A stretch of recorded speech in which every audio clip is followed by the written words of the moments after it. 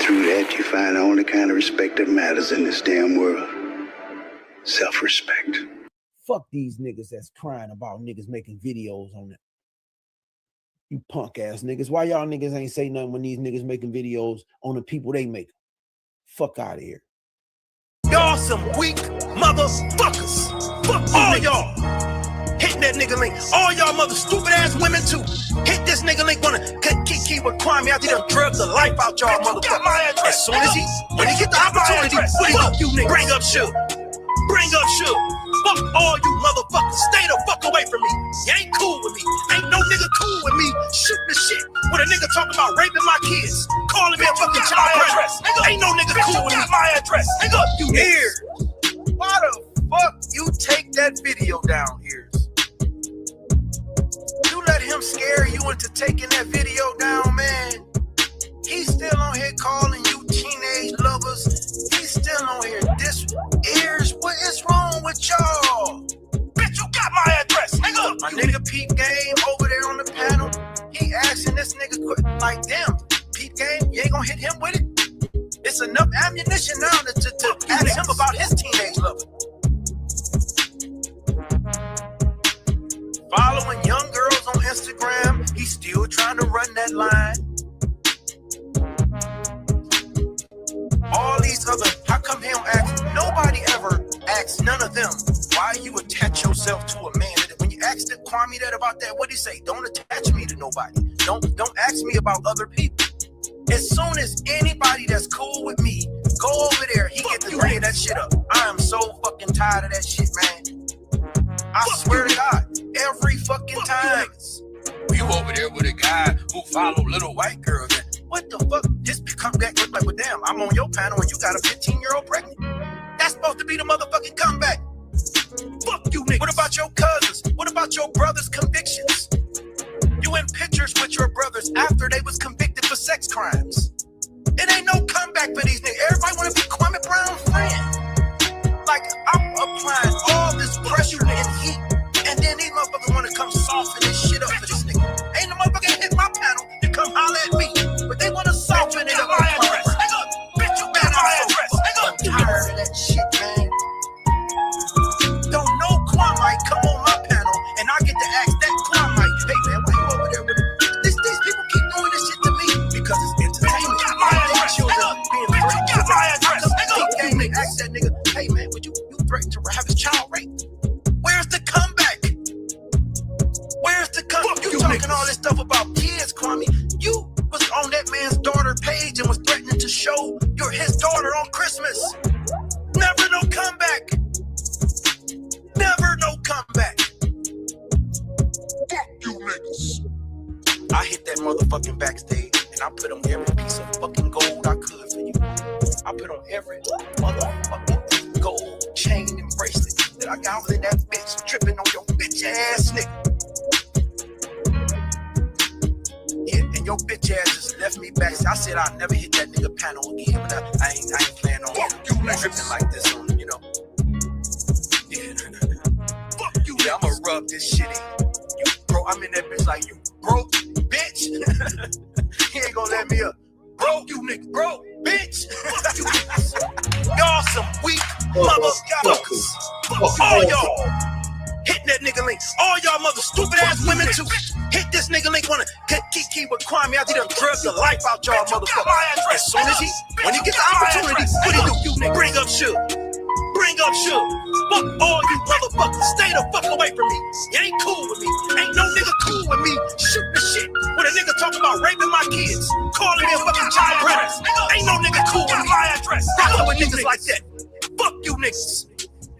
Fuck you niggas. I don't give a fuck who it is. Niggas texting and playing games with Kwame niggas. Fuck you niggas. Stay the fuck away from me. Period. Don't text my fucking phone. You don't hit me up. Don't congratulate me. None of that shit. All you niggas, stay the fuck away from me. This coward ass nigga scared as fuck. His whole family scared of me. Whole fuck, bitch, you got my address, nigga. Fuck you niggas. Whole ass niggas. I done drugged this nigga mama, daddy, all of them. And when I go, listen, I got a thing for children. I'm holding back on them little ugly motherfuckers. I'm holding back. on them motherfuckers. Yes, the fuck I am. But I got some edits made that just might go up on this bitch. He wanna keep playing this fucking game. Fuck you, nigga. And all y'all some hoes. All you punk motherfuckers who won't say nothing and y'all wanna talk to me behind the scenes, you a hoe. Nigga, you a hoe. You a motherfucking hoe, nigga. Fuck you, nigga. Fuck boy ass niggas, y'all niggas hoes. Fuck you, nigga, y'all niggas hoes. That's why I'm leaving all you motherfuckers behind. With or without Gil, I'm climbing niggas.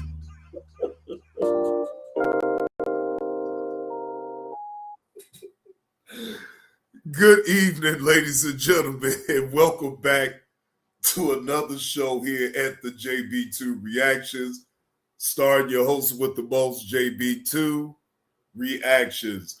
I see Uncle L up in the building. Salute. Willie, what's the word? I see Tess. Tess, salute to you. Reggie Reg, I see you up in the building. Look.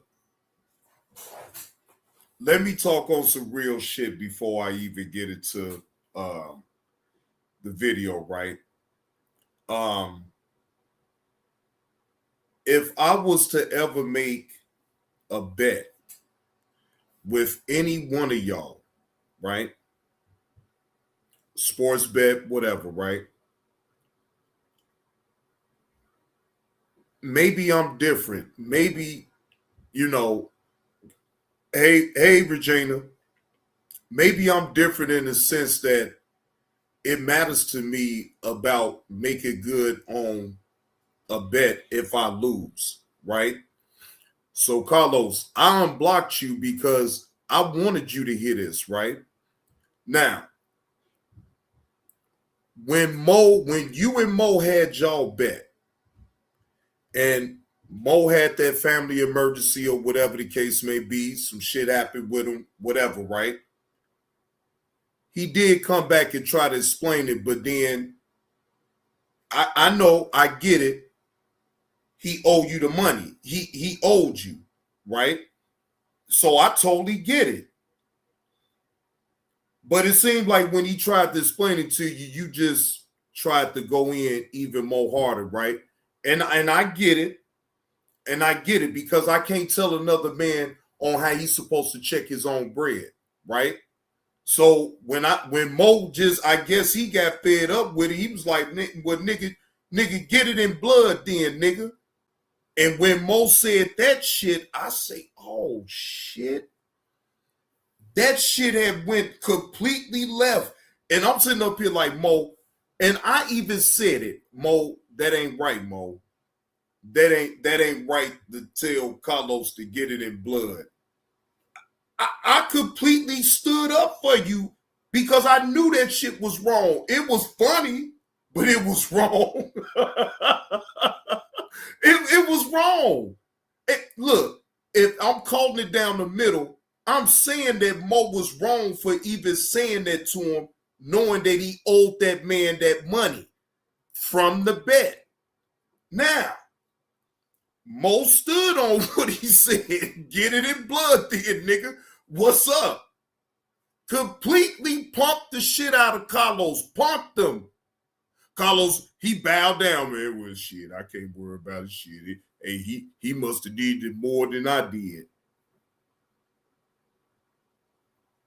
The point of what I'm getting at with all of this is that, Carlos, I know you didn't like it when Mo told you, no, nigga, get it in blood, after he was trying to explain to you the family situation, the family emergency, what he had. Again, I'm not telling another man on how he's supposed to check his bread, but like, I guess Mo would, at his man, he was like, man, bro, I'm telling you, well, fuck it then, nigga, just get it in blood.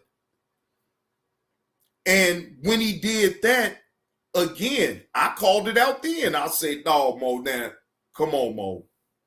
Don't do Carlos like that, man. If you owe that man for a bet, I get it. You had a family emergency and all this and that, and his brother at that time, God bless the dead, Mo brother had passed.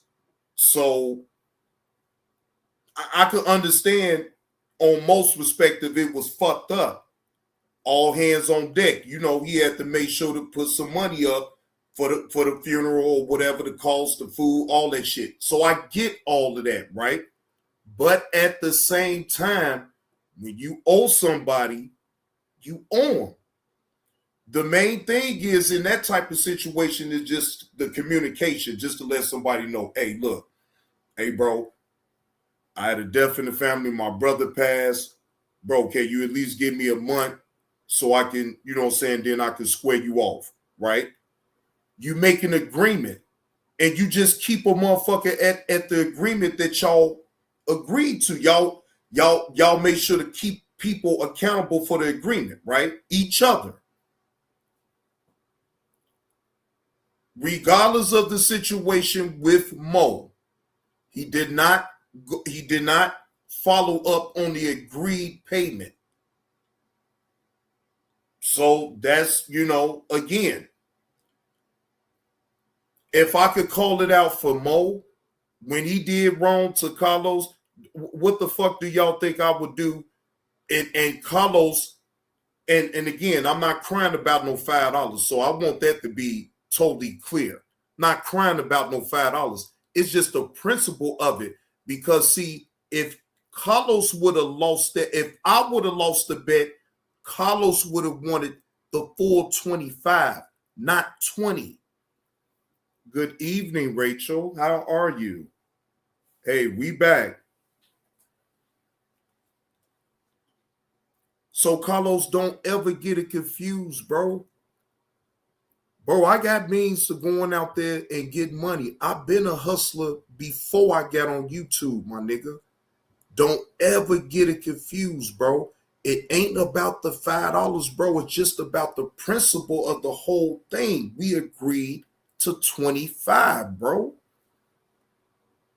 We agreed, and it was in front of everybody, bro. It was in front of everybody. So guess what? If I would have did that same exact thing that you did to me, bro, you know people would have called me out for it. They'd be like, man, come on, man, pay Johnny Blaze, pay Carlos his bread, bro. Bro, don't be like that, bro. I would have never even let it get to that point, bro, because I'm going to pay you your bread, bro. If I lose, I'm paying you, bro. I'm telling you when I'm going to give you the money, and then I'm not going to shortchange you on what I owe. I've never did bad business with you ever. We done betted before. I done lost before, and you got your full payment of what the bet was all about. If it was 25, it was 25.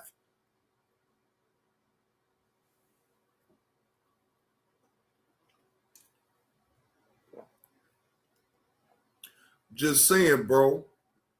You know, and I know, if you got any type of decency about yourself, you know that shit is wrong what you did, bro. Bro, I know what the fuck you was trying to do. You was trying to troll me, thought I was going to be all out of control about the shit, but no, bro. Bro, fuck you think you playing with, bro? Fuck that 5, nigga, and I say fuck you too. The fuck you talking about, bro?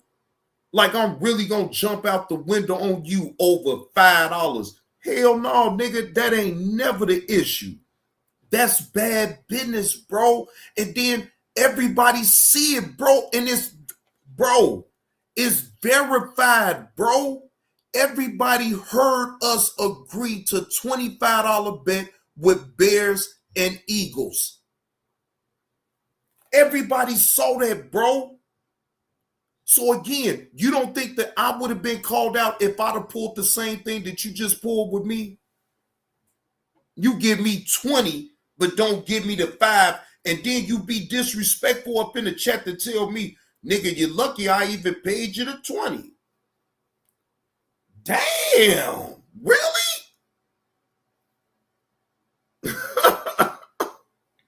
Really, bro? God damn. Over $5, bro. What shit? I'm trying to figure out why the fuck you even send me the 20 then. If you couldn't send me the whole 25, I should have sent it right back to you. Cause that's not, cause see, in my mind, if you sending me 20, I don't know if you donating that to me for the show or not. Cause I knew what you told me. You told me Friday you was gonna give me the bread, bro. You even wrote it on the post. You wrote it on the post. You wrote it underneath and said, I said I got you Friday. You sent me that 20 Thursday, my nigga. You sent me the 20 Thursday.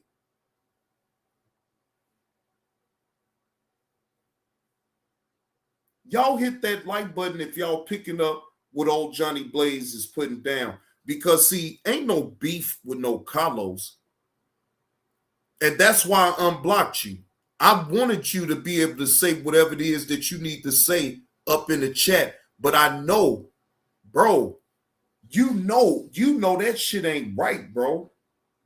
I've never did bad business with you, bro. And that's what really is baffling to me, that you would even do that to me, knowing I never did bad business with you, bro. I never reneged on a bet that we ever had. I paid you when I told you I was going to pay you. I never reneged on it, bro. I was a man of my word, bro.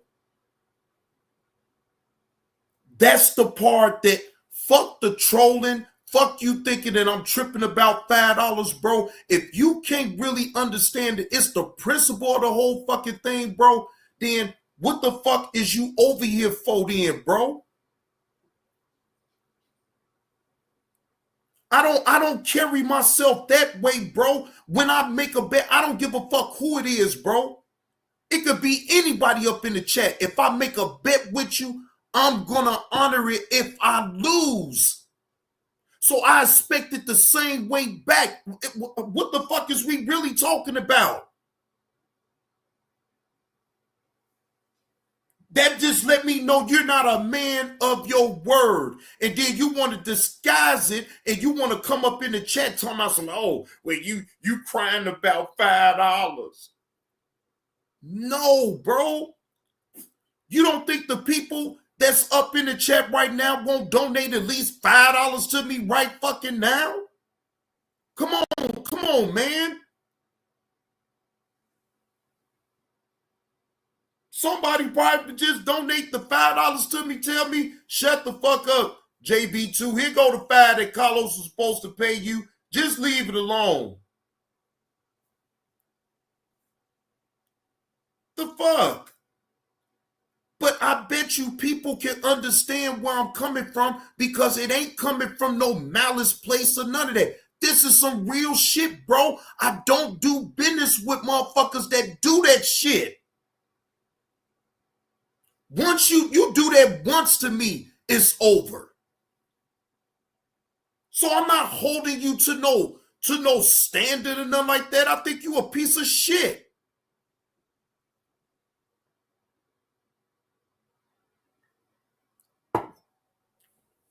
I really seriously think you a piece of shit.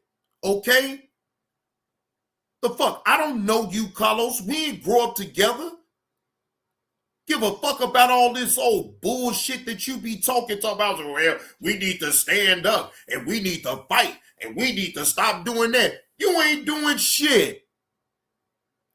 The fuck? You doing all talk. You all talk. The fuck is we really talking about here? You ain't putting no action towards none of your words that you'd have ever said on my goddamn platform.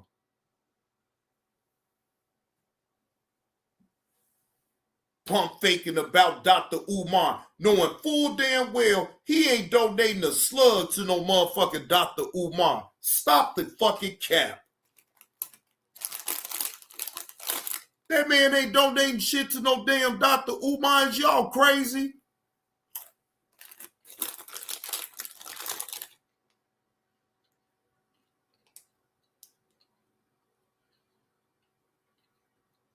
Hood, what's the word, Hood? Happy Friday to you, bro. Hey, Deadly Alliance was live, man. Hey, Deadly Alliance, shout out to Deadly Alliance, man. Shout out to Deadly Alliance. Deadly Alliance was over there doing this thing. He was drinking. He was smoking. He listened to the music. I say, oh, shit. Shout out to Deadly Alliance, man. Shout out to that brother, bro.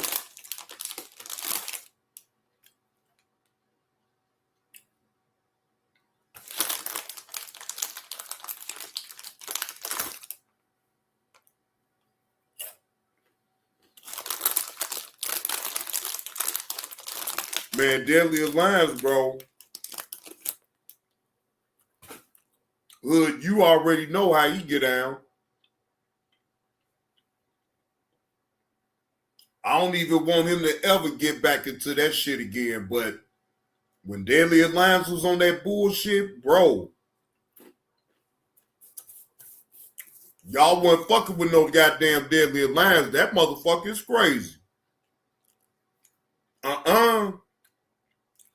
Y'all not fucking with no Deadly Alliance now.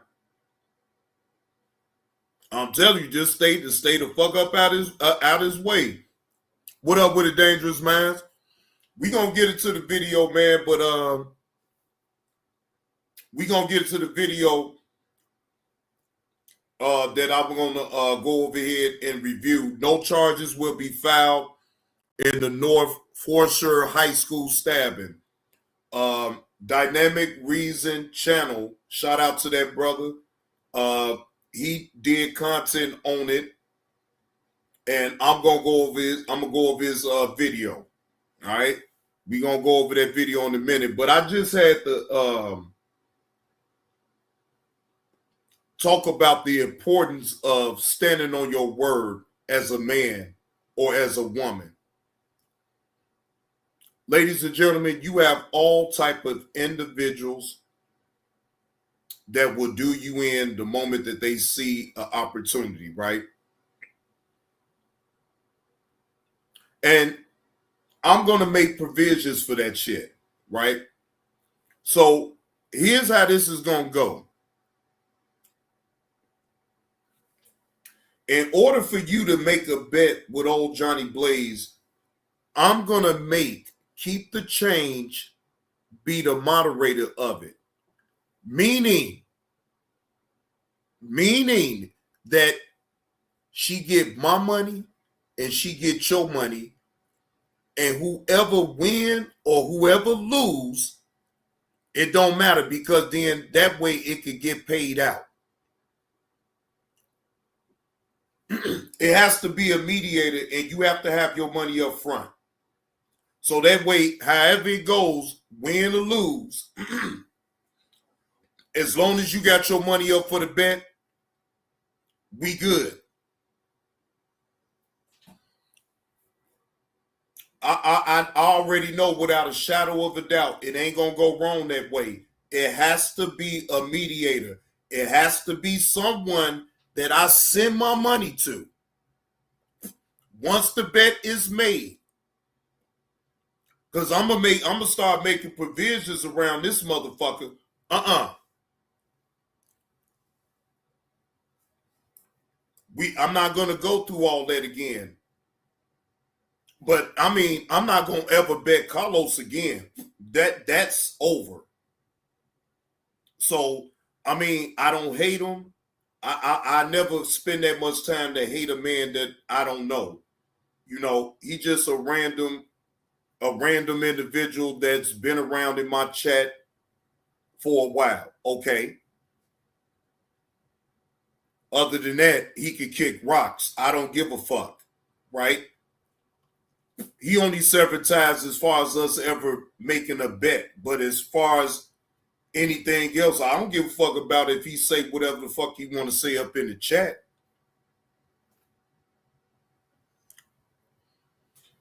Yeah, EV, he's not paying that back. And I told him keep it. I told him to keep it. Yeah, I told him to keep it. Like I said,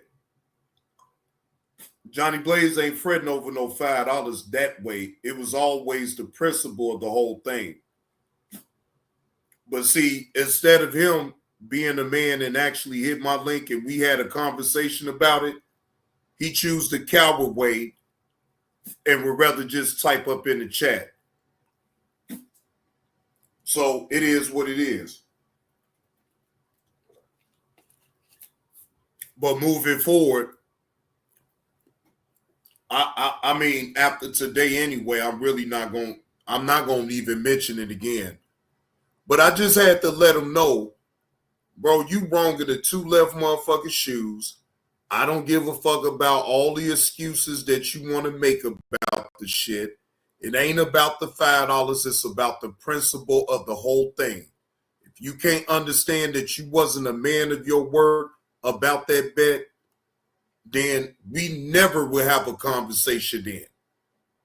Because again, you was never a man about that situation at all. So it is what it is. So let's get into the video, ladies and gentlemen. Again, this is not of my own content. Fair use allows me to give commentary and to give my reaction to said story right here at this point. All right, hold on. Shout out to the Dynamic Reason channel. Shout out, let's see. Dropping details about what led up to the 16-year-old boy fatal stabbing in North Forsyh High School. All right, let's get it.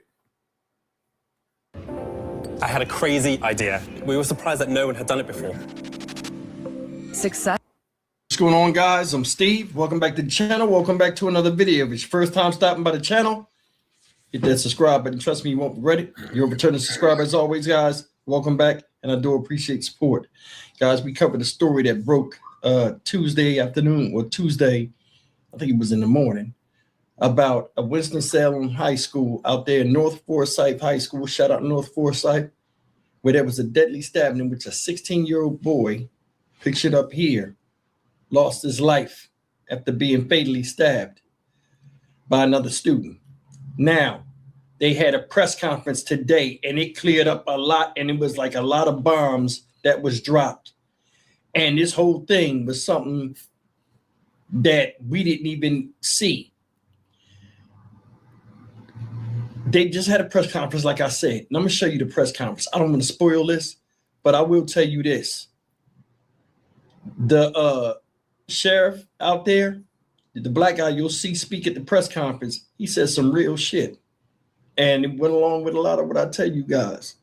And I want you guys to take a look at this and tell me what you think in the comments. Leaders are giving an update on the deadly stabbing at North Forsyh High School earlier this week. A fight between two students led to the stabbing. One student was killed, the other was injured and has since been released from the hospital. There are still so many unanswered questions that we hope to get answered right now. We are going to take you live to that news conference, which is getting underway with several key officials. Good morning, everyone. Thank you for coming today. I'm Krista Karcher, the Public Relations Manager for the Forsyth County Sheriff's Office. We have a few people speaking today in regards to the incident that occurred on Tuesday at North Forsyth High School. Lieutenant Sloan of the Forsyth County Sheriff's Office, District Attorney Jim O'Neill, Sheriff Bobby Kimbrough Jr., Superintendent Phipps of the Winston-Salem Forsyth County School District, and Chief William Penn of the Winston-Salem Police Department will all be speaking today. Please allow each one of them to speak, and we'll give you time to ask questions after everyone is finished. So first, I'd like to introduce Lieutenant Sloan of the Forsyth County Sheriff's Office.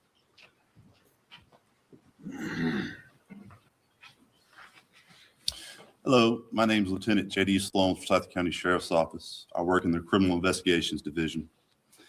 On Tuesday, December 9th, Forsyth County School Resource Officers assigned to North Forsyth High School responded to a stabbing at that location. First responders immediately attempted life-saving measures on one of the students involved. However, that student succumbed to his injuries on scene. A second student involved in the incident was transported to the hospital where he received treatment for non-life-threatening injuries. The Sheriff's Office is conducting a thorough and ongoing investigation. Our detectives have interviewed dozens of witnesses and reviewed both school surveillance footage, cell phone video obtained, and at this stage in the investigation, we've determined that a physical altercation between two students occurred inside a school bathroom over a THC vape pen. During the altercation, a knife was produced by the decedent. Wait. So this young man had to forfeit his life over a vape pen?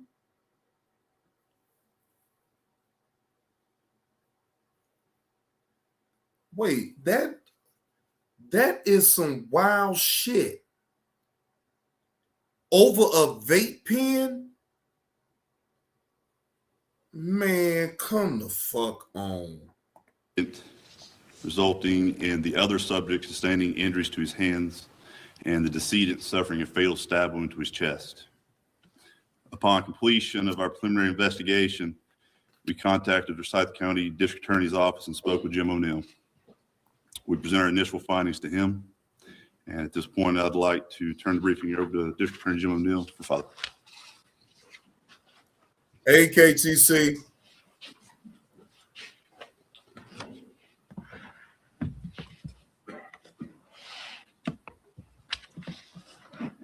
Bro,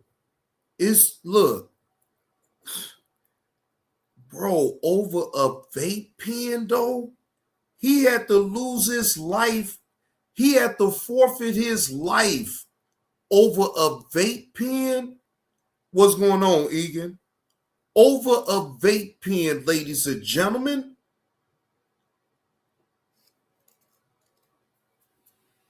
That don't even register to me. Over a vape pen. Yeah, KTC, he had a knife.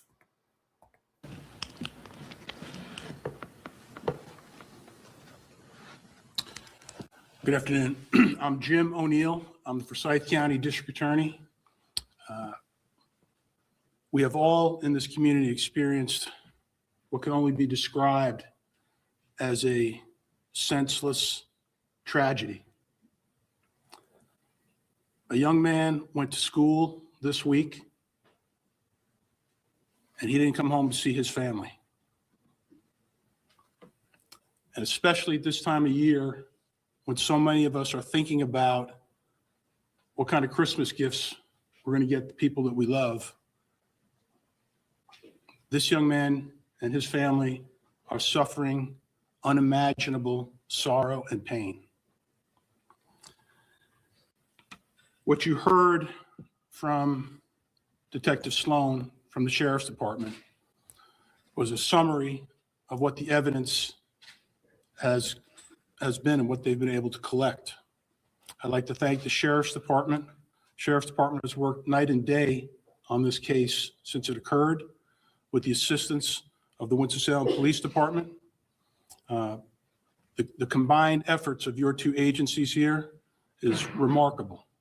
And I said the other day, when tragedy strikes your community like it has done to ours this week, and we have professional, highly trained law enforcement agencies that are going to work hard and get to the truth of the matter, that's all we can ask for. So we're fortunate. So I'd like to thank just a moment, Chief Penn, Sheriff Kimbrough, your team was outstanding here. So I will tell you that having coached young men in this community for more than 25 years at the high school level, young men get involved in some stupid things and they make some bad decisions.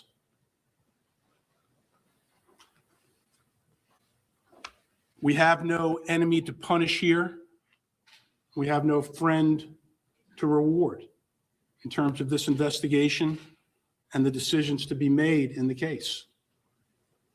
Our only obligation to the family of the decedent and to this community is to pursue the truth and pursue justice on behalf of the young man's family. What we had here in this case, by every piece of evidence that was collected and presented, by every witness that was spoken to. And remember something, folks, we know the video is out there. That tells a snippet of what happened in this case. The interviews tell more information. And you learn during the course of this investigation that these two young men knew each other very well, rode the school bus together, had a conversation that morning, talking to each other. They were friends, which makes this even more of a tragedy.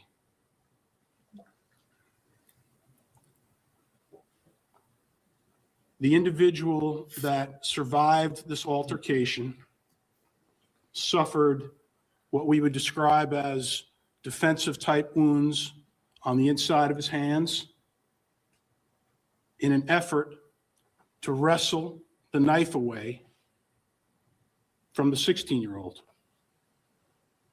If you remember what Detective Sloan told you, the 16-year-old is the one that produced the knife. The 18-year-old tried to wrestle it away from him and had to be treated at the hospital for slice wounds to his hands. During the course of that altercation, both hands are on the knife. The knife comes up and punctures our 16-year-old one time through the sternum and through the heart.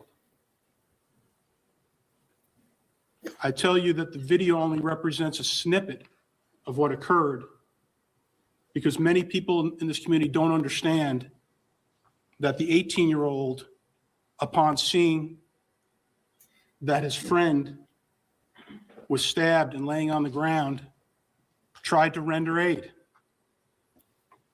tried to pack the wound and keep pressure on it. The 18-year-old was interviewed by law enforcement while he was recovering from his own injuries. And I can tell you, he cried and cried when he learned that his friend was dead.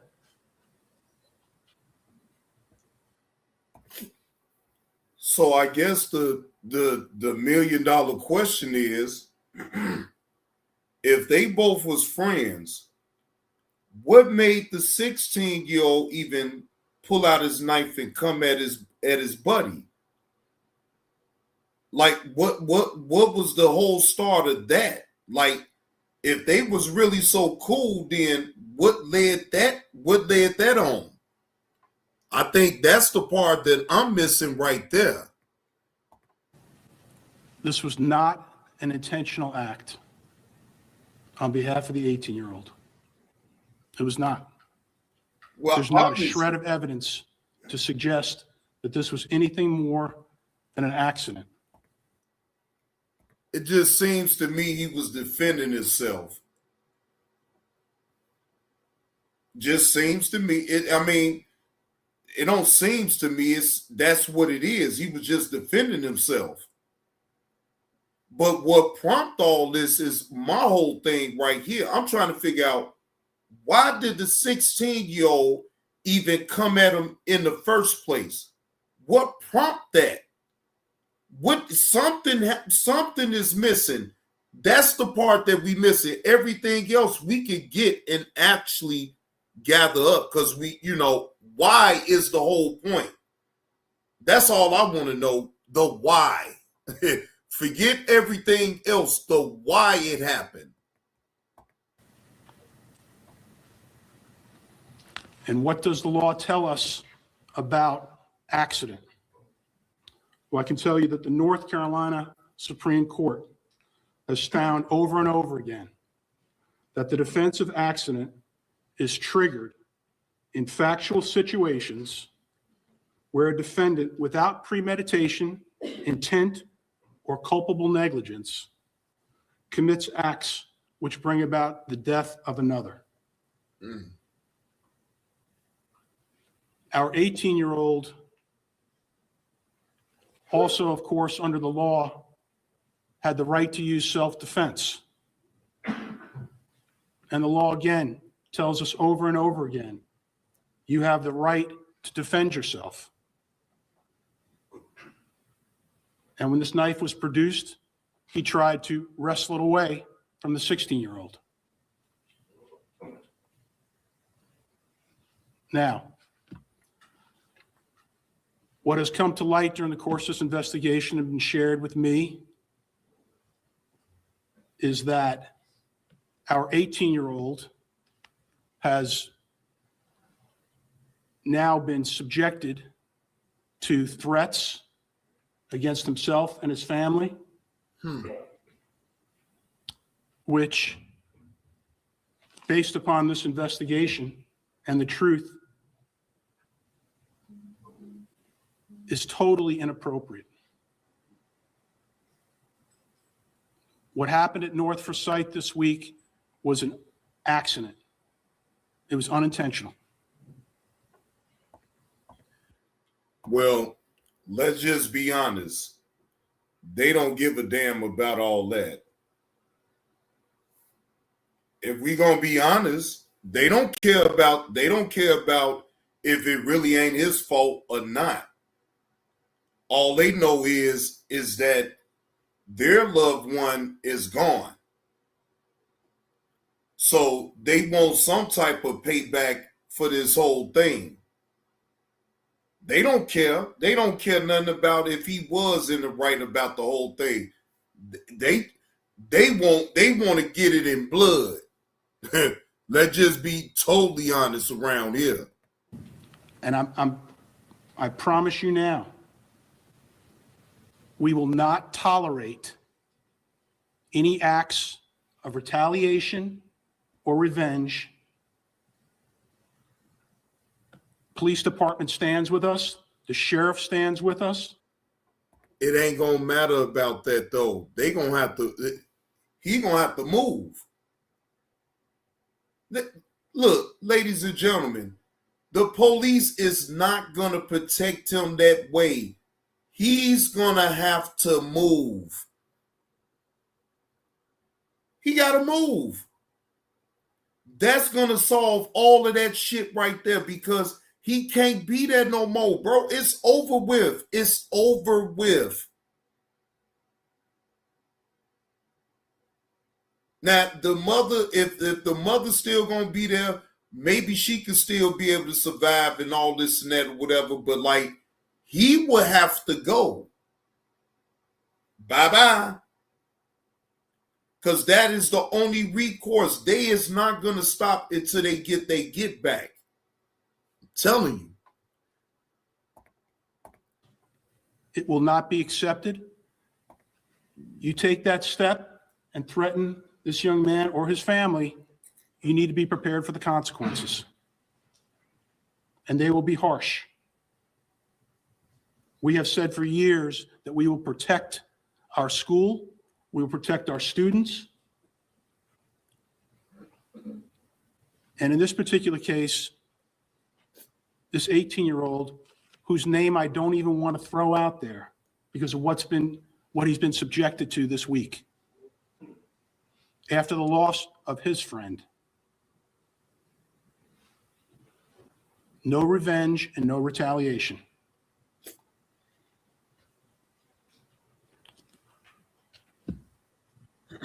There is no probable cause in this case. No probable cause whatsoever to charge the 18-year-old with any sort of assault or. But Dangerous Minds, it wouldn't be no different if it was here and he got into a jam like that. Now, You know how it is here. Bro, he would have had to move. If that type of situation would have happened here, Dangerous Minds, what you think he would have had to do, bro? Family there or not? Insatiable. Good evening. God bless, brother. Good to see you up in the chat. Now, Dangerous Minds, tell the truth.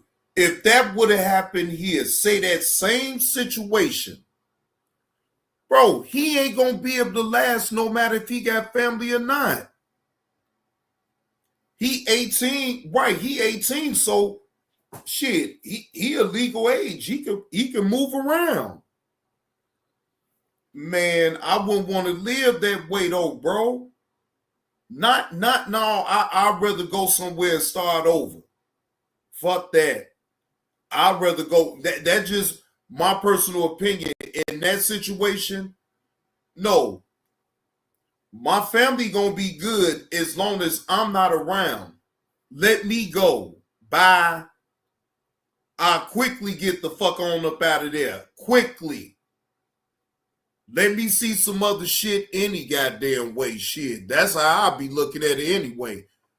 Yeah, I fucked up here, but man, look, I can't live my life having to watch my damn back like that.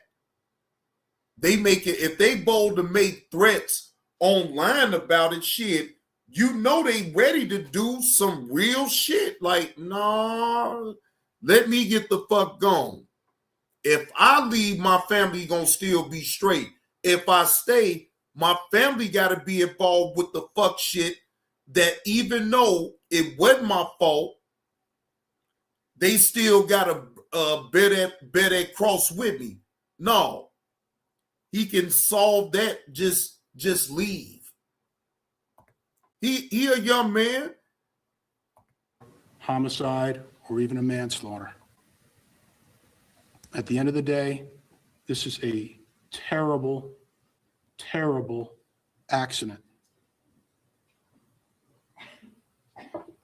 And unfortunately, like so many of our murders and loss of life in this community. Correct, Insatiable. If it was gang related, him and his family would have to move. Correct. See, in this situation, this ain't got nothing to do with no gang. So it's like, it's just the family that want to come after him and all this and that. So it's like, you use your judgment. Right. You just use your judgment. And in this situation right here, the best thing for him to do, to me, and he a young man. What up with Angelo? Angelo, I know you know about this story right here, then, Angelo. This down there in your neck of the woods, bro. He wouldn't have no other choice but to just go ahead and leave, bro. Don't even put that stress on your family like that, bro. Just leave. Because again, once he leaves, then the stress goes. You feel what I'm saying? The family just can't take it right now, even though the family can still know that he may not have did nothing wrong. But they is not thinking on that level. They thinking, damn, you still took their loved one's life. You made him forfeit his goddamn life. So we got to make sure we find a way to forfeit your life. But he can avoid that by just leaving. Go somewhere else. He 18. He got his whole life ahead of him. He can figure it out somewhere else. It can only be described in one word: senseless.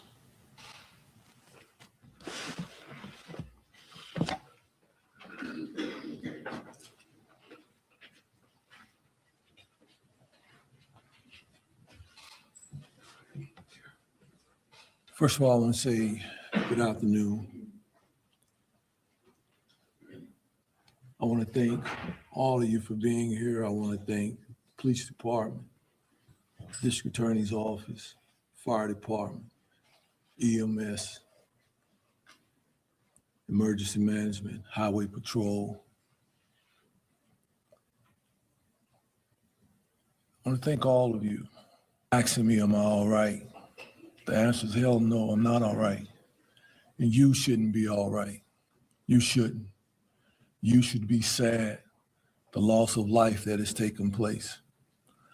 You know, I prepared what I call the politically correct statement. And I tossed and turned all last night. I don't want to be politically correct on this.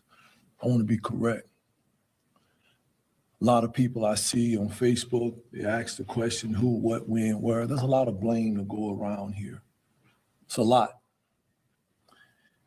And I guess that I have to be the bearer of truth. And this is not a finger-pointing exercise.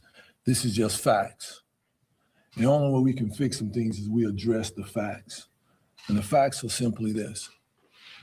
There's some things we need to fix. The question was, a metal detector, are they working? Were they working? The answer was no, they weren't using them that day. And some of our probably is saying, well, why weren't they? Well, did we forget that we want administrators to be administrators? We want them to teach. We want them to be security experts.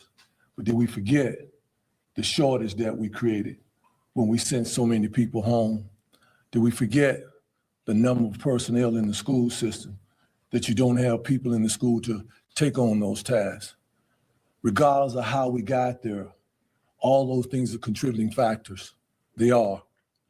It would be like you having 4 tires on your car and one of the tires is flat. It would affect the ride of the car. These are facts. The decisions that we make as adults create conditions for our children. These are facts. And at some point, we as adults, all of us, share the blame in this. We do. I can't tell you that you have the responsibility of raising somebody else's kids. You probably don't. But as a community, if you want a thriving community, a progressive community, it starts with a safe community. And even though it may not be your responsibility, we all have a role to play in this community. If it's nothing but volunteering at those schools, being a hall monitor, being a bathroom monitor, you can't expect success if you ain't willing to put the work in it. Success has an invoice attached to it. And somebody got to pay the invoice. And death has a voice. Let me tell you about that voice. On Tuesday, when I arrived, I saw a young man struggling for his life. I saw a young man crying and wailing at what he had done. I saw staff and administrators crying. I saw students crying. And what I would tell you is that, and I was looking at you all because I can't thank you and the school system for your support, and even Chick-fil-A for providing the meals. But we have perfected responding to critical incidents like this. I can take you all the way back to 21 at Mount Tabor, take you to Reynolds, I can take you to a few other schools. This ain't something I want to perfect. Never did I ever want to perfect this. But let me tell you what I witnessed on Tuesday. Let me tell you about my Tuesday. Let me tell you why I'm not all right and why you shouldn't be all right. Because when we had to notify the grandmother, Miss Porch, when she came there, she sat there and I talked with her. I saw the emotions, I saw the reaction, I saw her fall on the floor and cry. I saw her daughter fall on the floor and cry. Myself and Chief Penn walked out of the room with tears in our eyes. But here's what I saw that I'll never forget. When we came back in the room to check on her, she looked up at me and she said, Kimbro, how is the little boy doing? How is his family doing? I said, he sustained some wounds, but he's gonna be all right, but mentally he'll never forget it. She said, Kimbro, can we just pray for him and his family? At her lowest moment, she wanted to pray for him. That's the love that's missing from this community. We've got to do better. We got to talk to our kids and tell them this ain't World Star with 11 or 12 people going to the bathroom and watch.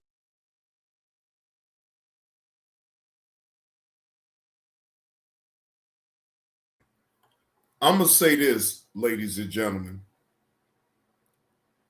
and I'm going to keep saying it, is social media.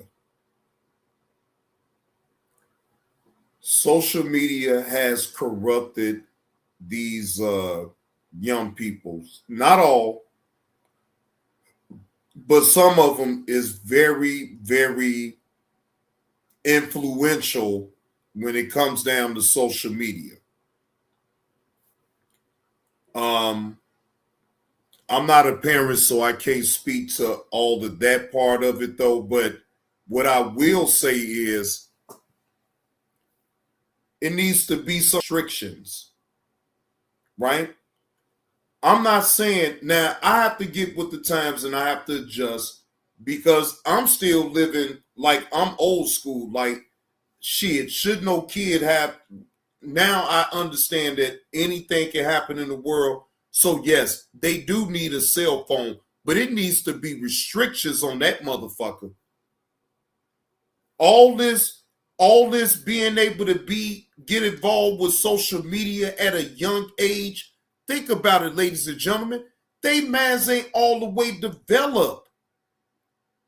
They don't need to be on social media, to me, in my opinion, at no 14, 15, 16, 17. No, wait until they 18. Wait until they 18. Wait until they 18 and they got a right mind frame to be able to adjust to what's really going on.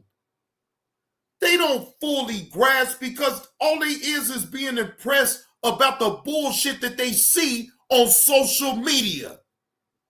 And what the fuck do? They go right on out there in real life and actually do the shit.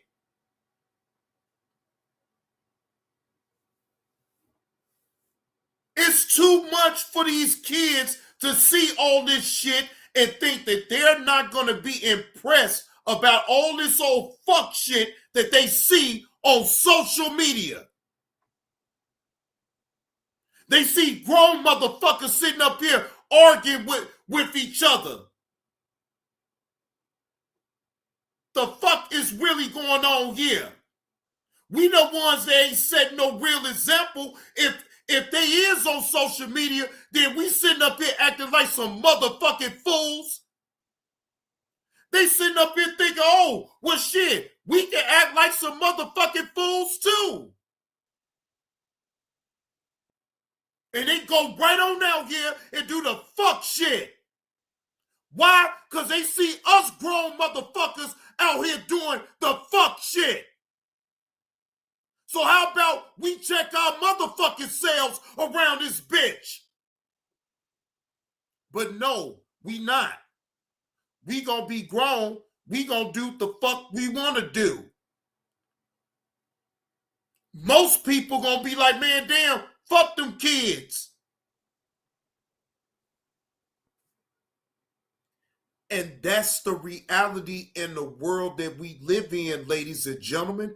Until we really ready to change a lot of shit going on, bro, I don't be wanting to hear no motherfucker sit up here and filibuster me about shit.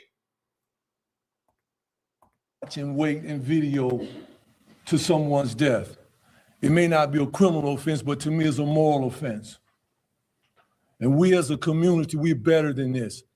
And it's not a finger-pointing exercise, but you want answers, I'm gonna give you the answers. Now what you do with them is on you. We're playing games with our children. Every decision that we make as an adults affect young children.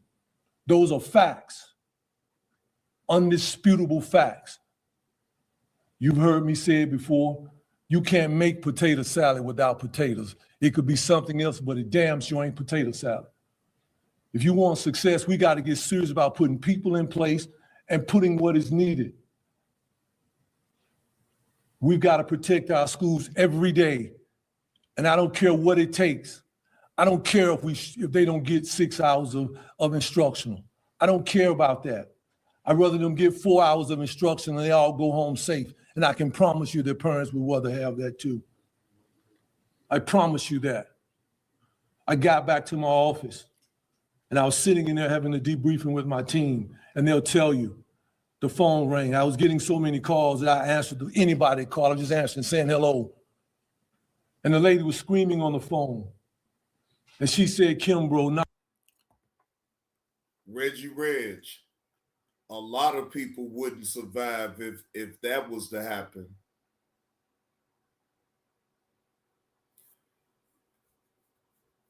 If I was to be honest, I am phone. I would rather have a landline phone. Let me be honest. I would rather have a landline phone instead of a goddamn cell phone. It cut out all that bullshit calls because shit, I won't be at home to even get the damn calls. Here go right to voicemail.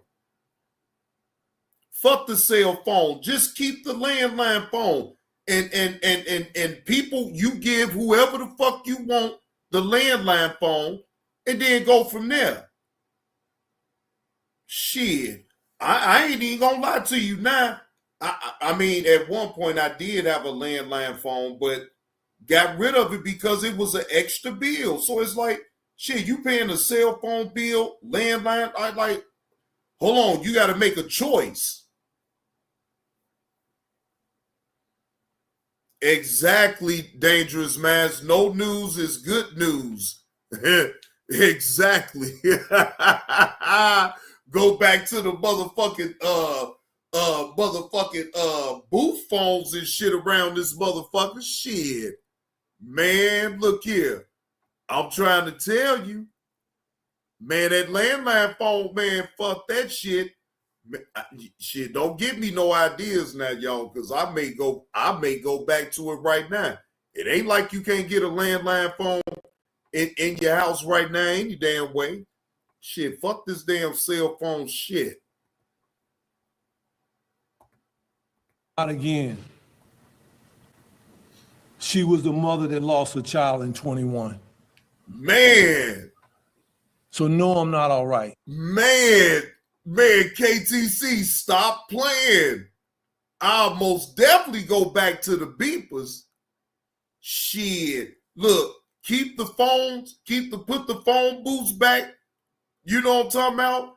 And give motherfuckers beepers. Shit. Go back to them days. Shit, it was more simpler back then with that. I'm not. And you shouldn't be either as a community. And here's what I'm going to say, and I'm going to get out of the way. We got to make some decisions here. And I'm talking to the parents and I'm talking to the young folk. Either we're going to be our brother's keepers or our brother's pallbearers. We're better than this. To watch something horrific like this and to resurface it, we're better than this. Law enforcement, we have perfected how to respond to this, but I can assure you none of us want to respond to this. What I would tell you is before I take my seat, I went back to Ms. Portia's house yesterday and I sat with her and I told her that the decision that was going to be made today, and if there was God in the woman, I saw it. Because she looked up at me and she said, Kimbrough, I'm all right. My church got me and God got me. That's love. That's what we need in this community. Regardless of whose fault it is, we in this together. Make no mistake about it. That's my message for the day.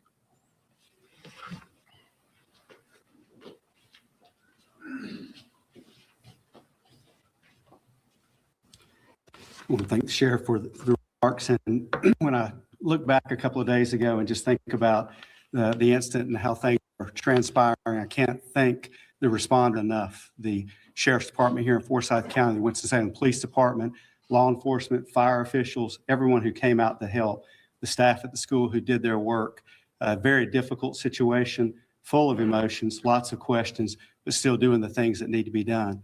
In a situation as bad as this is, and we feel the pain. I said the other day when I was speaking that this is an educator's nightmare, and that's true.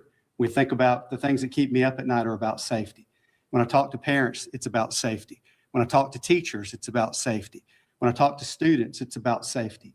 My dad, a long time ago, would say, don't tell me, show me. And I want to make sure that we're doing things in the school system that reflect that as a priority.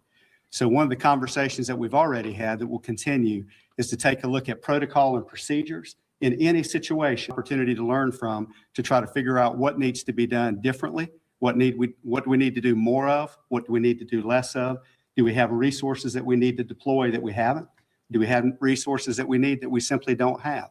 And those are conversations that are ongoing and will continue to happen as we move forward. I will tell you the metal detector piece and threat deterrent systems like that are important, but they are one layer of a security system that we have to have in place. And while my tenure here has not been very long, I can tell you that there's been a great investment made across the schools. What the fuck that got to do with my tenure hasn't been here long, but already the bullshitting ass excuse. Wow, this man had to make sure to cover his ass. Well, my tenure here hasn't been long.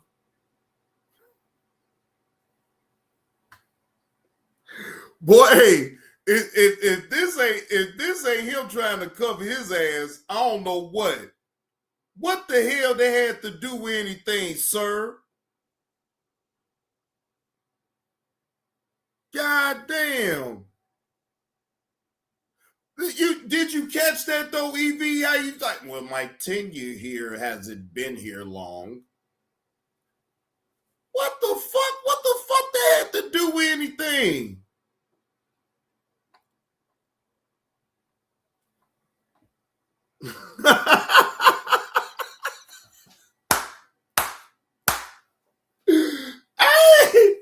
Hey, right.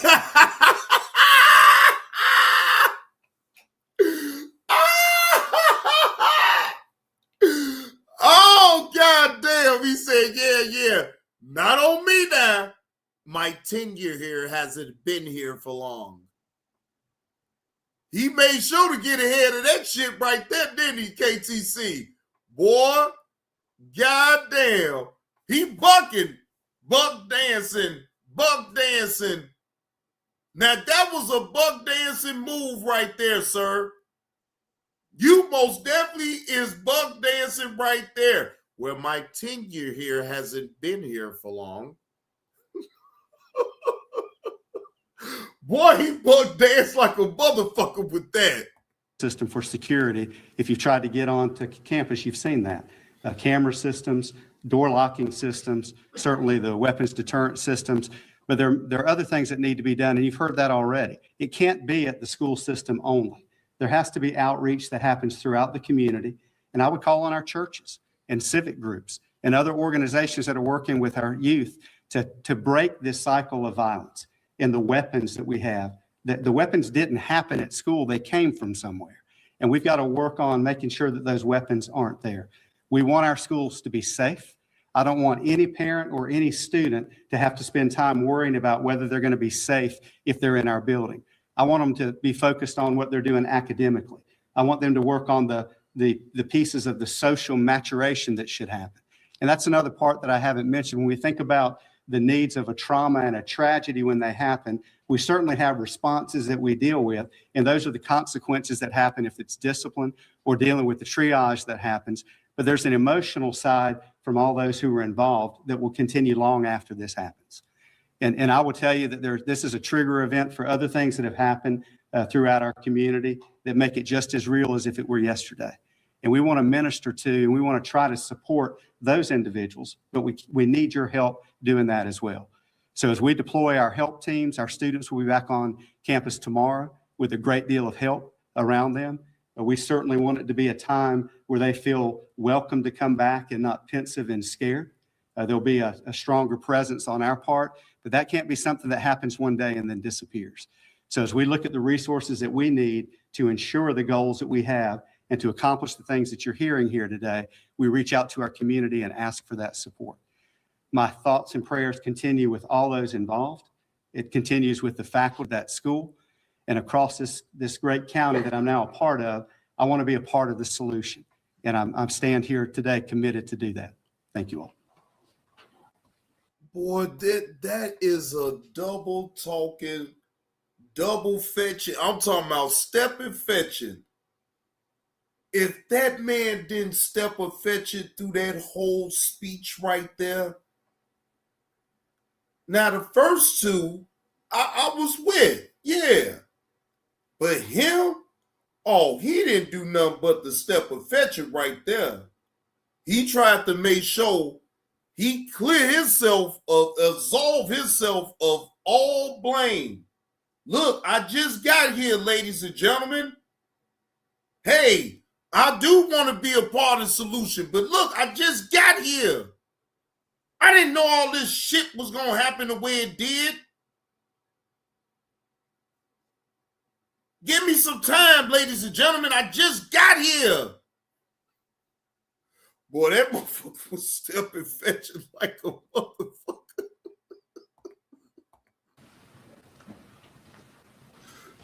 Oh, God damn. My partners in crime fighting said two things that stood out. District Attorney Jim O'Neill said senseless. Sheriff Kimbrough talked about community. Six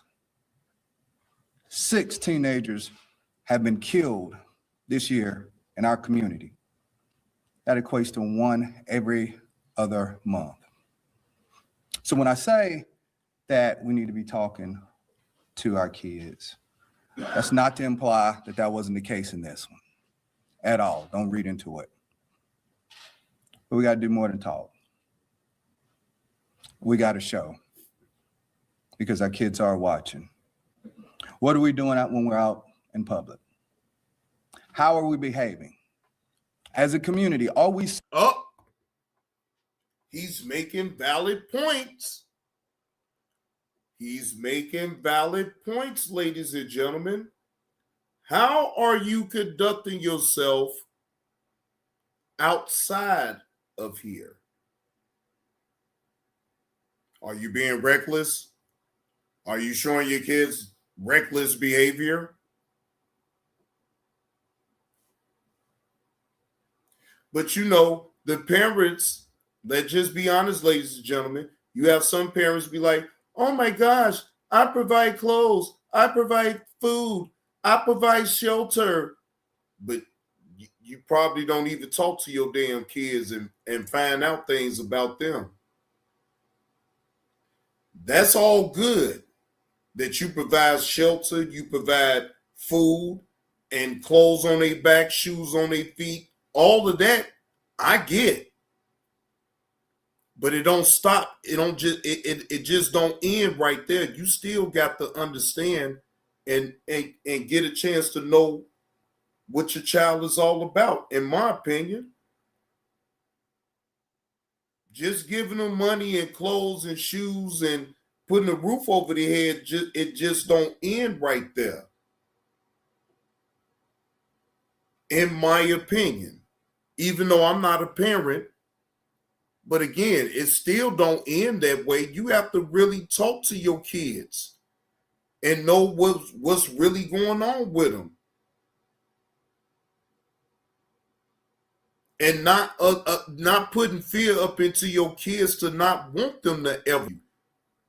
You know, it can solve a lot of things if parents would actually be more engaged with their kids other than just giving them the basic necessities of what they're supposed to do anyway.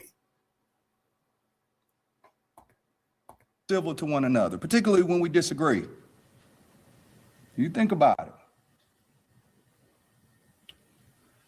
Furthermore, there needs to be a conversation about the role of this in the schools. It's time to have that conversation.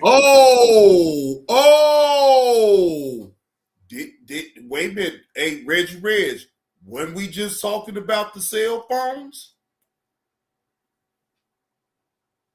Wasn't we just talking about the cell phones, ladies and gentlemen? We just was talking about that. We just was talking about that. Yeah, I bet these young people ain't gonna like that shit if they restrict them from even having cell phones up in the goddamn school. It's going to get to that point. It's going to get to that point, ladies and gentlemen, where they start restricting these young folks from having cell phones up in the school. And I'm really not against that, though. You know what I'm saying? To be honest with you, I'm not against it.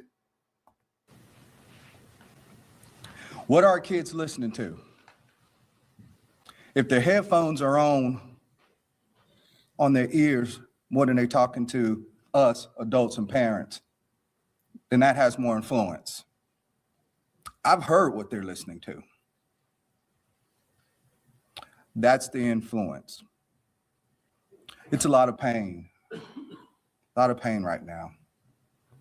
So what I want to say to our community, to our families. See, that's what I'm talking about, Uncle Will. I'm not against that.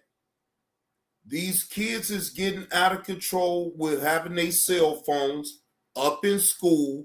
They able to look at YouTube, Instagram, TikTok, Facebook, all the social media platforms, instead of really paying attention to what the fuck is going on in school.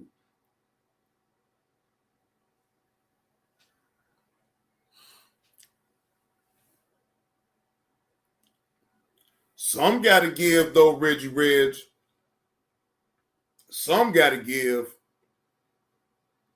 Because these kids with these goddamn cell phones up in the school, they too much. They disrespectful. They very disrespectful. Damn. Wait a minute. Damn, KTC. Hold on. I ain't know that. Texas banned phones in school? Oh, shit. God damn. Now, I didn't know that shit. KTC. Shit. To our parents, let's talk about that pain. Because if the thought process is to retaliate. Yeah, you're right about that, Reggie. And pick another. You're right. This doesn't need to be a conversation from law enforcement. This needs to be conversations in the home. It's not about. Now, just imagine, though, KTC, if they do that, if they start doing that in other states where they ban cell phones in all schools, I swear that will solve a lot of bullshit, though, and slow down all this old dumb shit that these young people be doing. Yeah, they'll find a loophole. Yeah, always. Yeah, always, KTC. They'll always find a loophole. But you make their ass think about it, though. But until then, you can't have no damn cell phones up in the damn school. No, the T to one, I do not live in Texas. So it's no ban, for what I know, it's no ban in Illinois for schools. You feel what I'm saying? So trust me, I would have reported on that shit. If it was a ban of cell phones in schools, I would have most definitely had talked about it if that was happening here. But that ain't happening here. Finger pointing. It's about, as a community, taking control, taking back our families, our kids, our community. And last but not least, let's not let this be lost on this incident. All of us need to wrap our arms around North Forsyth. Every single teacher, student, and staff. As I was there on Tuesday, I saw the dietary staff in tears. It's a lot of people hurting. Let's not forget a single individual. And Sheriff Kimbrough says that we're better than this. And so we need to get behind his statement and be better than this. and take back control. Take back our community. So before we start taking questions, because I know you have quite a few, just want to reiterate what Dr. Phelps said. They will be back in school tomorrow. I'll be at the bus ramp with a sign and say, I love you. Let's show love to them that are coming back. Let's show support for Forsyth Strong. We are Forsyth Strong. So I'll open up the floor for any questions that you all may have. So my question is for Dr. Phipps. Dr. Phipps, Daily Statement, CAC 45 News. Can you commit to the daily use of the open gate weapon detectors that you do have in the high schools right now? Yes, I made that request as a directive yesterday, that what we do have will be used on a daily basis. And then I want to determine what else we need to do to be able to have that use at the level that we want it to be. But I can certainly tell you that what we have, we're going to deploy and use, and then we're going to seek the opportunity to be able to get more. And a follow-up to that question, what are the procedures in place for drug policies? I don't know how to answer that question yet. I can have that conversation with you. What are the different types of support that you will be offering to the students tomorrow? I know you said that you personally will be there. The counselors, talk a little bit more. There will be, our crisis team will be on site tomorrow. We've already reached out to faculty and staff. We've had opportunities for students who wanted to come in to be able to do that. But we will be there tomorrow to render that aid tomorrow and as long after that we need to do that.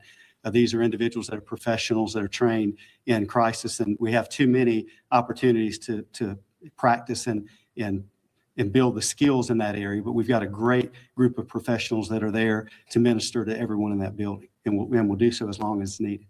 And how far do you think that will continue? Is it just this week and next week, or are you going to keep continuing that? We'll meet the need as long as it exists. Do you think the budget crisis contributed to this problem, not being able to have enough staff members to actually man those metal detectors? I believe the medical detectors and the evolution that we've seen in the security system allows us to do work with fewer individuals. And the question is moving a full student body through a weapons deterrent system, and the ability to get that done effectively and efficiently is something that we want to look at. And a part of that is just the hardware of the materials that we have, but then also accentuating that with the rest of the security system detail that we have, we need to work on. And I mentioned that earlier. It's not just about a metal detector. It's about all the other pieces that are involved with that, including the mental health well-being of our faculty and staff, and the things you've heard today that extend out into the community that we need to work on.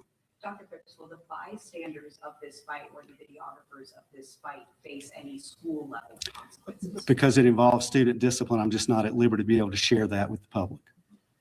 How big was this knife, and how was it able to get through the doors? Was it an open gate used that day?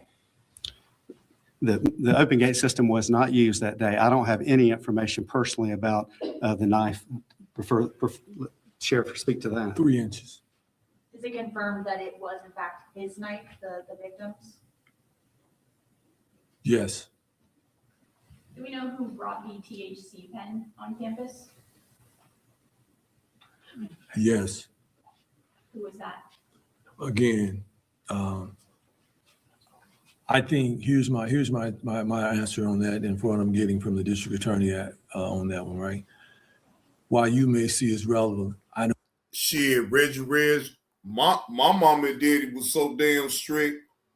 Man, no, they would have made me wait until I left their house to even get a cell phone or any type of social media. That's how strict. I'll speak for my own parents, right? My parents didn't play that type of shit at all. They would have found out some type of way if I even tried. If we had social media back then, they would have found out I had some type of media, and they would have shut all that shit the fuck down. So, and they work. My parents is worrisome, bro. They like to embarrass you in front of people. So I wouldn't even have wanted to put my own self through all that bullshit No, how about I don't even have no social media? I ain't even got to worry about it. Because, see, my old man himself would have just embarrassed the fuck up out of me. Oh, no. I'd have left that completely alone. It wouldn't have been no social media for me. I'll speak for myself. Hell yeah, fuck that. Man, look, hey, man, look, my old man was something else, bro. I'm not fucking, look, now, I don't feel that way now, of course, but like then, hell yeah, I wasn't fucking with my old man. My old man was something else, bro. Still limber, still will let you know. Shit, he put boxing gloves on the motherfucker and hey, come on, put him up. Put your dukes up. You know what I'm talking about? And that's what it was with my old man. He'll tell you to put your motherfucking hands up in a heartbeat and try to take your motherfucking head off. Hey man, look here. I ain't trying to just blankly fight my old man now. Shit. Hey, no, I wouldn't. No. Now in that situation, no, I ain't calling nobody. You know what I'm saying? Because that's my old man, and I gotta understand that he trying to toughen me on up. You feel what I'm saying? Like I wasn't no weak-minded motherfucker. You know what I'm saying? Like I understood what my old man really was trying to do. You feel what I'm saying? Like I really understood. Like I didn't get in my feelings. Hell yeah. If he put some boxing gloves on me, I'd knuckle up. If he whooped me, he whooped me. You know what I'm saying? I mean, of course, he's my old man, but shit, I wasn't going to be no punk about it either. Shit, I was going to get me a couple on up in there. Sock. Now, I wasn't going to whoop the old man, but I was going to make him feel some of my damn punches too. Now, shit, fuck all that. You make me put on some gloves. So shit, hey, all right, old man. This what your son got right here. Bow, it come from you. Bow, I give him a couple. Then after that couple, then he just bone rushed me and beat the hell up out of me. But hey, at least I got a few up in that motherfucker. Shit, he know I wasn't no punk. I didn't fold under pressure after he did all that. No, I came right back. Even knowing that I was gonna get my ass whooped, hey, fuck that, old man. I'm still gonna give you a couple of them up in there. Man, I was trying to look, dangerous minds. I ducked a couple of them now, but I couldn't. But you know, he a vet at this shit. He know what the fuck he doing. He tagged my ass. Boom, boom, boom. My ass was out. Boom. But but I didn't get my licks in though. So shit, you know, I wasn't tripping after he had cleared my ass. Shit, I didn't give a fuck. I got my couple on in though. I got my couple in. So at that point, I ain't mad. My old man knew I wasn't no punk. He knew I was gonna stand in the paint. That's what I knew. My old man knew. He said, okay, son, I know you ain't no punk. You ain't just gonna run. Hell, fuck no. Hell no. Even if I get my ass whooped, it don't matter, bro. You're gonna feel some punches from me in a fight. It don't even matter. And you gonna think twice now. You ain't just gonna just rush me and think it's sweet like that. No, fuck all that. I don't see the point in sharing that information, that part right there. I have a question for Dr. Phipps. Sorry to be set back up the podium, please. Touching back on yes, we is, Reggie Red. You right. Are there going to be changes to the school district social to their phone policy in light of this video being shared on social media? Again, we want to look at every situation that happens and what opportunities are there to either tighten up policies or try to create situations where we avoid things that happen. That's something that we will look at in addition to all the other pieces. As you're aware, there's a new law that the General Assembly put in place in terms of students having cell phones in use. We know that every situation like this is going to be extraordinarily different than what a typical custom school day is, and we want to look at that and try to determine what's needed. I just can't answer that now without having that input and feedback from others. Superintendent, would you be open to parents or guardians who are willing to possibly volunteer to help man the metal detectors and other safety procedures. Would the district be open to that idea? I would be open to having conversation about that. I don't know what the guidelines are in terms of the use of those deterrent devices, but Well, wait a minute. See, you see why he said what he said earlier? So he could be able to block questions like this. How you can't answer a simple question like that, sir? No matter if you just had got there, like, what the fuck is going on here? Yeah, man, Reggie Reg, he a smart one too. He a smart one. He dangerous right here. Oh, he dangerous. I'm telling you. Boy, he dangerous, Jack. He is dangerous. if that's the resource that's lacking, then I think we have to be creative and look. But I also know that there's some requirements when you're doing that type of work. So without committing to that, I would say certainly we'll be open to the conversation and put that on the table. Given the district's financial standing currently, I mean, is there any wiggle room for any further financial investments into safety? Boy, he's stepping fetching like a motherfucker. KTC, tell the truth. This man is the epitome of stepping fetching. If you see the meaning of that word, the picture of should be him. Because this man is stepping fetching like a motherfucker right now. I mean, stepping fetcher. That's why he laid the bullshit line on out. Like, yeah, well, I haven't had a tenure here this long, so that way he could deny answering certain questions and shit. Well, I haven't been here long enough to even know.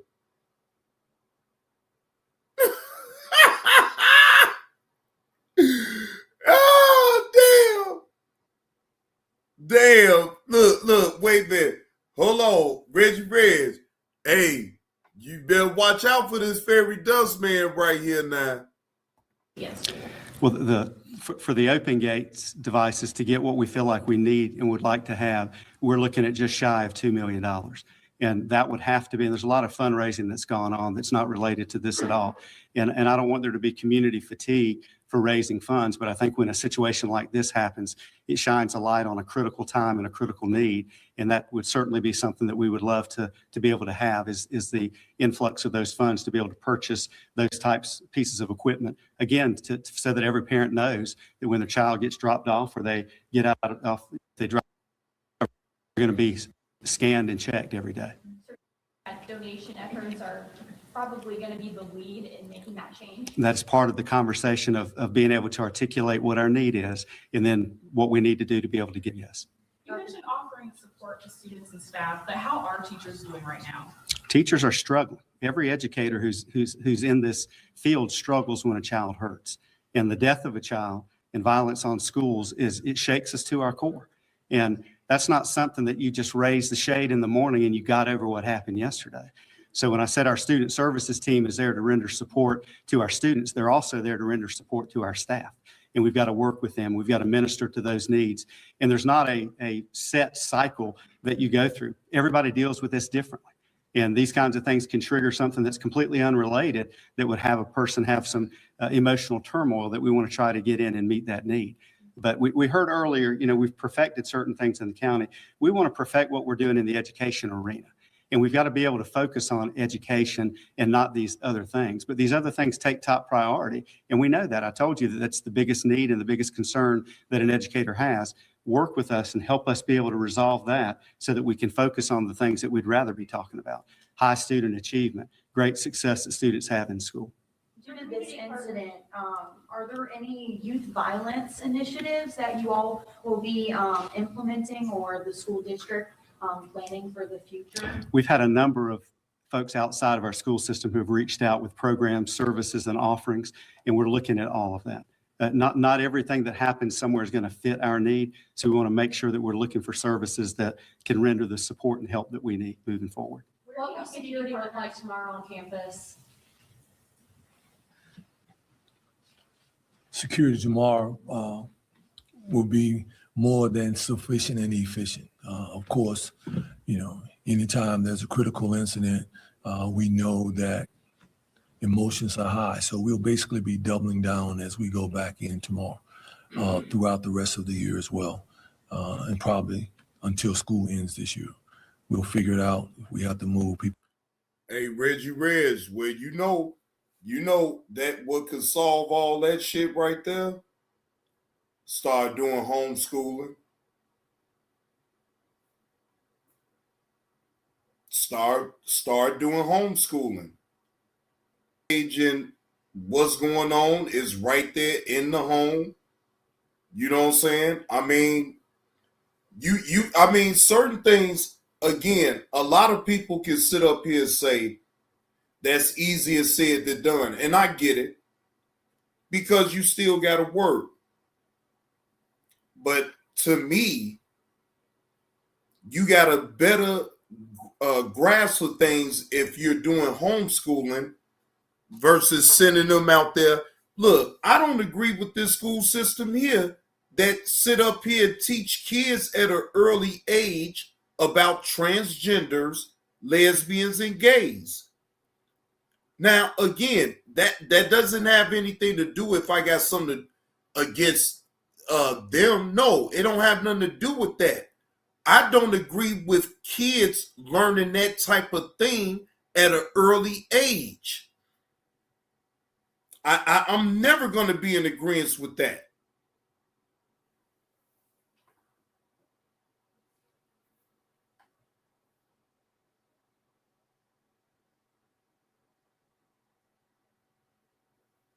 No, I'm never going to be in agreement with that, right? But again, we kind of in a chokehold because we all depend on the school district and we depend on the government for schooling for our children. If we break that chain some type of way, and I don't know, we have to do a whole lot of brainstorming, but if we could break that chain and being dependent on the government for our education for our kids, then maybe we'll be on to something. Who knows? Around, but security would be more than efficient tomorrow. Knowing how big the night was now, are you able to say whether if they were working Yes. on Tuesday? Yes. Would that have to be Yes. throughout the night? Yes.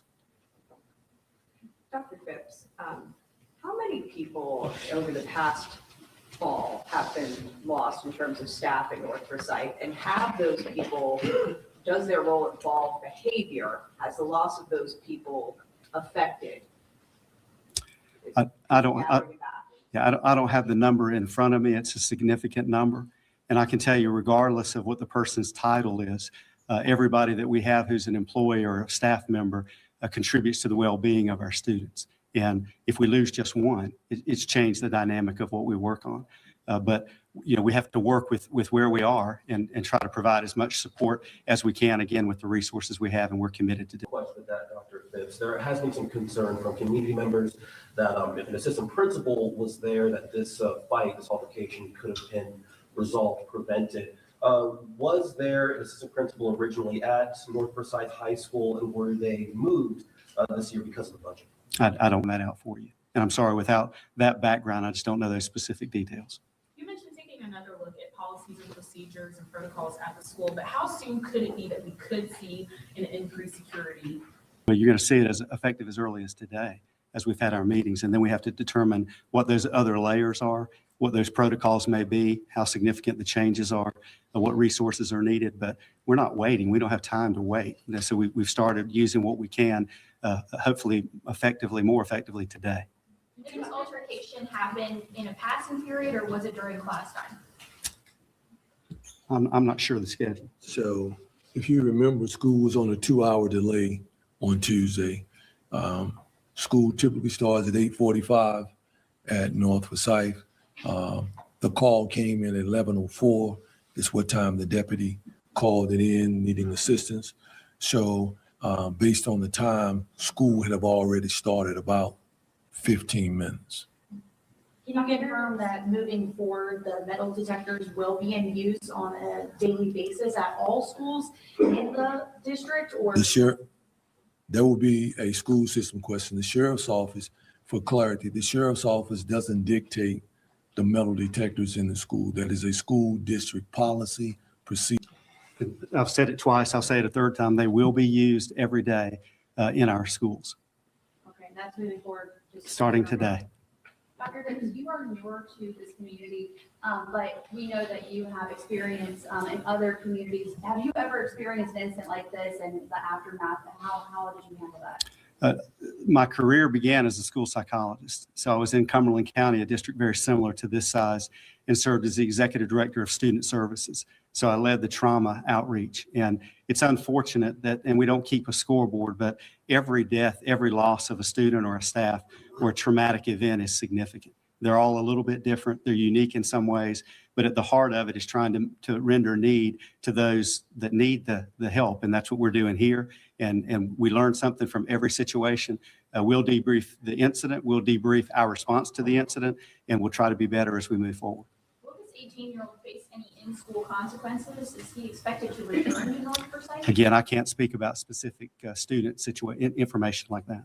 Superintendent, given your background in psychology as well and having students return to school tomorrow, how do you make sure that your students, teachers, and staff are in the right mind state and frame to learn and also deliver information to kids given the recent event that just happened? Do you feel like students, teachers are returning to school maybe too soon?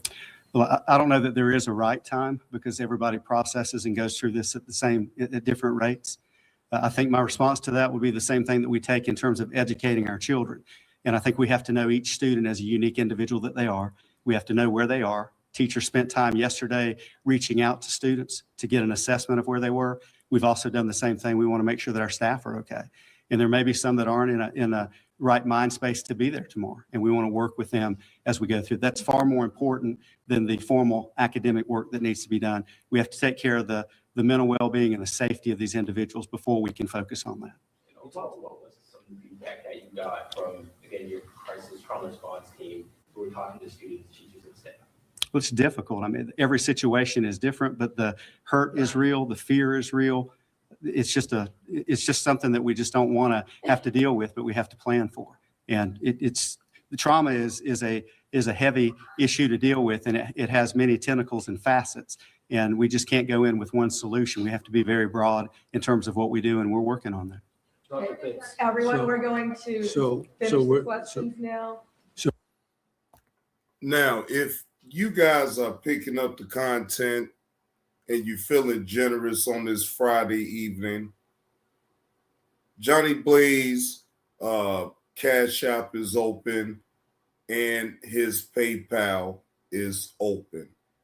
The Tita one, is this the Friday? The Tita one, is this the Friday that you go in and donate to old Johnny Blaze and tip the host for the content? I'm asking the Tita one, because you always give me this line, I'm broke, I ain't got it. Is this the Friday that you actually say that you got it?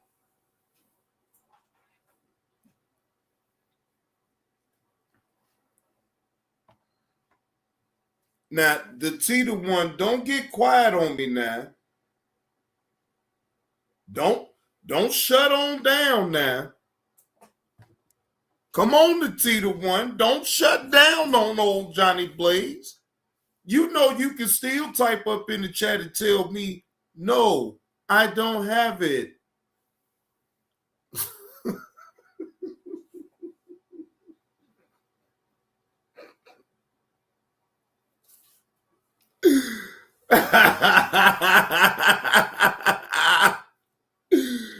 Oh, no, you didn't say the Tita one. Why you singled me out? The Tita one. I don't care who I talk to up in the chat. I'm interacting with you. Come on. You supposed to go back and forth with me. So the Tita one. How about it? Forget all that I'm singling you on out and shit. Forget all that part. Is this the Friday where you tip the host for the content? That's it. I ain't making it real hard for you. It's either yes or no. Just give me a yes or no. Tell me no, Johnny Blaze, because you single me out or whatever. I don't give a shit. But just give me an answer. Talking about some why single you out? I asked you a question. Shit, what the fuck? I just bought the new Jordans.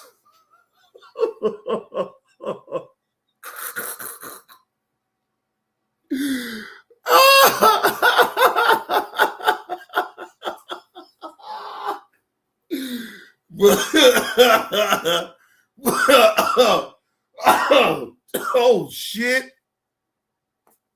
Well, good for you, the Tita one, for you buying you some Jordans. Treat yourself. Don't cheat yourself, man. I ain't mad at you, okay? Shit, maybe next Friday or something. I don't know. Shit.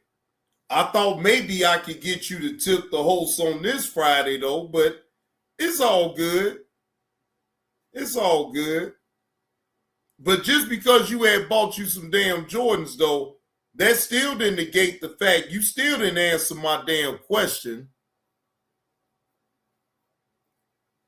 Just because you bought some goddamn Jordans, that means that you got some money. Come on, give me money. Tip the hoes. Come on, the Tita one, tip those. If you bought some goddamn Jordans, that means you got some goddamn money. Yeah. And I'm with you on that one, though, EV. Which ones came out? Which Jordans came out? Because you know I could look it up and find out which Jordans that came out now.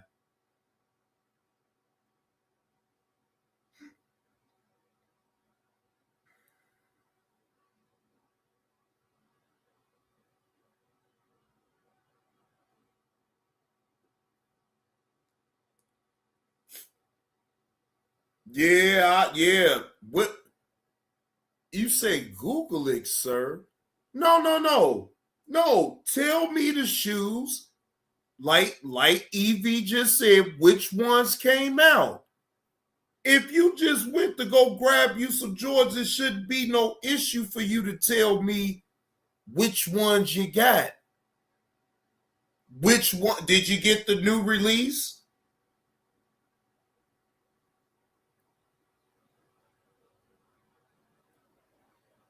Me too, Evie. Me too. That's why I asked the question, and I'm glad that you posed it, and that is a valid question. The new release, then what did you get? Show the people. Tell the people, because you're right, I can't Google it. And you don't think I did? So why don't you just come out and just tell the people that you're lying about buying some goddamn Jordans? Stop lying.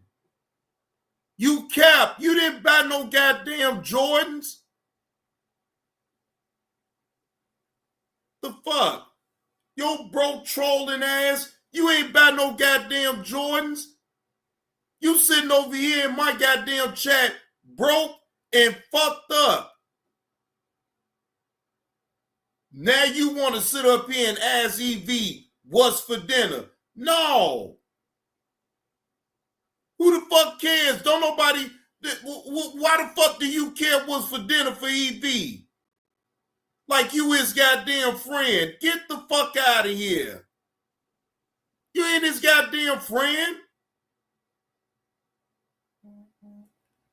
Talking about some what's for dinner, EV. like y'all the best of friends around here.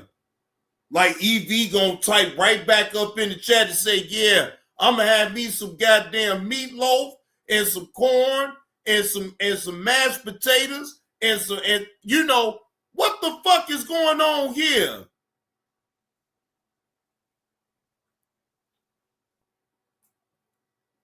Goddamn, EV, you got the teeter one asking you what's for dinner. Come on, man. This shit is insane, man.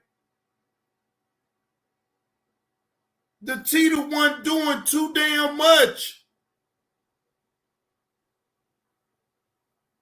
Come on, man. Now he want to ask EV what's for dinner, like he want to come over. EV, you better watch the teetering one now. I think he want to try to come over to your goddamn house.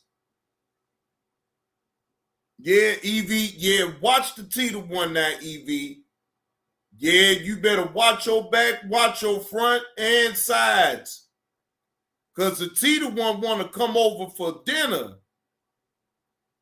You don't even know EV. Why the fuck you want to come over? Why you want to go over to him, to his house for dinner? Talking about some what's for dinner, like y'all have been the best of friends for years.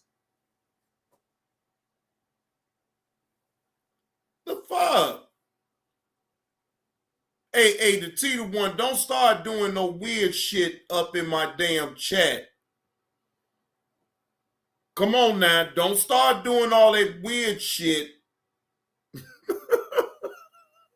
Right, Reggie Reg, he's sitting up here asking if he was for dinner. What the fuck? Like he about to sit up here and make plans on going over there to EV's house so he can have him some dinner. He gonna ask him up front, hey EV, what's for dinner, EV? What you cooking? Ain't that a bitch? And he was just waiting on EV to respond too. EV, I'm glad you didn't entertain that shit. Shit. He was waiting on you to respond back and say, oh, I'm going to have this and I'm going to have that. Shit. Yeah, see, EV didn't even like that shit. That's why he timed your crazy ass on out, the teeter one. I knew EV wasn't gonna like that shit because I don't like it. The fuck you asking me what's for dinner for? I ain't inviting you over for dinner, motherfucker. You a stranger. What the fuck is going on here? The fuck? How do you even come to an individual to even ask what's for dinner? You don't even know him.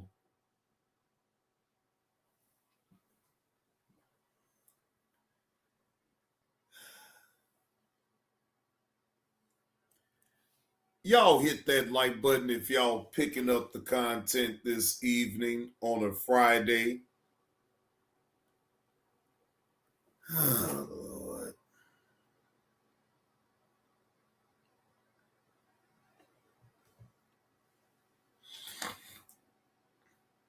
Boy, y'all wilding on a Friday. It is the evening though, right? Yeah, you know what? It's the evening. That's my fault. Because, you know, the evening time, that's when the real trolling begins, is in the evening. So that's my fault. You know, yeah, the trolling, the real trolling goes down in the evening any goddamn way. You know, I don't want nothing to do with the graveyard shift trolls. No, them motherfuckers is ridiculous. They relentless. I don't want no parts of them. If they ain't around in the daytime or whatever for me to really entertain them like that, I don't want no parts of them in the evening time. See, the trolls in the evening time is ignorant. Boy, as soon as the evening time comes, they just becomes the ignorant, uncouth, unsavory sons of bitches. And guess what? Johnny Blaze don't even want no parts of it. So how about this? I am going to end the show. I do appreciate everybody that came through on this story. I hope that I was still entertaining even throughout this tragedy that happened. And my condolences to the family for their loss. Hopefully we covered a lot of things within this video. And look, I ain't gonna sit up here and act like just off of this I'm able to change the world or none of that. But as a whole, I think we do need to try to be mindful of the things that we do on social media. So with that being said, salute to the chat. Johnny Blaze up out this thing. Give me something to eat. Chillax. I got the weekend off. So y'all know, y'all will see me tomorrow. Peace out to the chat. And I'll see y'all later.